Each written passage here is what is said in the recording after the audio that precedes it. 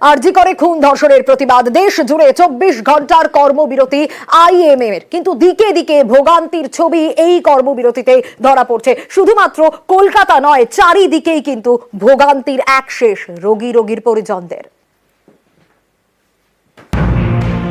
আরজিকর হাসপাতালে তরুণী চিকিৎসককে খুন ধর্ষণ, এর প্রতিবাদে রাজ্যের সব হাসপাতালে কর্মবিরতি চলছে। এর সঙ্গে শনিবার সকাল থেকে দেশ জুড়ে ইন্ডিয়ান মেডিকেল অ্যাসোসিয়েশনের কর্মবিরতি টানা 24 ঘন্টা। জরুরি পরিষেবা ছাড়া সব বন্ধ। এতে দেশ জুড়ে সরকারি এবং বেসরকারি হাসপাতালগুলিতে চিকিৎসা পরিষেবা ব্যাহত। কলকাতাতেও একই ছবি, ভোগান্তিতে রোগী এবং পরিজনরা। যেমন মুর্শিদাবাদের ইনাবুল শেখ, শনিবার এসএসকেএমে তার শাশুড়ির অপারেশনের ডেট ছিল। সেই মতো শুক্রবার রাতেই শাশুড়িকে নিয়ে হাসপাতালে হাজির, কিন্তু রোগীকে ভর্তি করাবেন কি করে? এই মাসের 17 তারিখে আমার ডেট আছে। গতকালকে রাত্রে আমি ট্রেন ধরে এসেছি এই হসপিটালে এখনো যে কাউন্টারে টিকিট দেয় সেই কাউন্টারে এখন পর্যন্ত খুলেনি।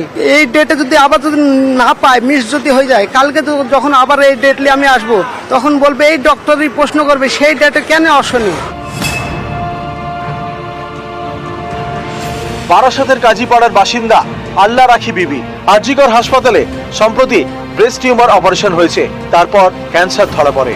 বিভিন্ন পরীক্ষা করিয়েছেন, তার রিপোর্ট নিতেই ভোগান্তি। এরপর ডাক্তার দেখানো বাকি, চিন্তায় আল্লাহ রাখি। আজকে রিপোর্ট নিতে এসছি, বলে আধ ঘন্টা পরে এসো, রিপোর্ট দিচ্ছে। রিপোর্ট নিয়ে আমি যাব, দেখছে না স্যার বললো তো, ডাক্তার তো দেখছে না।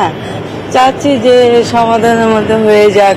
হ্যাঁ, সমর্থন করি, আন্দোলন করো, কিন্তু তারই মধ্যে কেন ডাক্তার আসুক, সবাই রোগীগুলোকে দেখো। হুগলির ভদ্রেশ্বরের বাসিন্দা আম্বিয়া বিবি মাসখানেক আগে তার ছেলেকে সাপে কামড়ায়।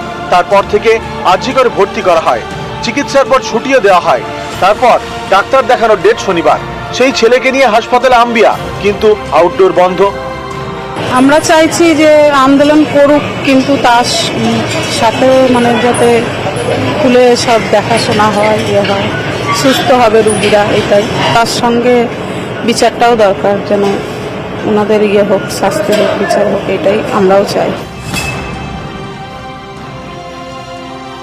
উত্তর 24 পরগনার বাসিন্দা পার্বতী কর্মকার, স্নায়ু এবং মনোরোগের চিকিৎসা চলছে আরজিকরে।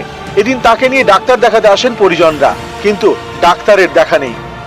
হাজার হাজার পেশেন্ট, সবার কিন্তু বেসরকারি জায়গায় দেখানোর মতো কারোরই পরিস্থিতি নেই। আন্দোলনকে আমরা সমর্থন করছি, এর বিচার হোক, কিন্তু আমরা চাইছি ডাক্তাররাও সেই সঙ্গে রোগীদের দেখুক।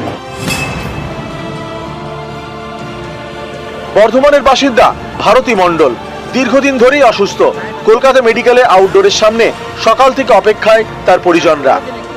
বর্ধমান থেকে আমাদেরকে এবার করে দিয়েছে, কাগজ আছে, সব দিয়েছে। আমরা এখানে এসেছি, এসে যেখানে বলছি সেখানে যাচ্ছি।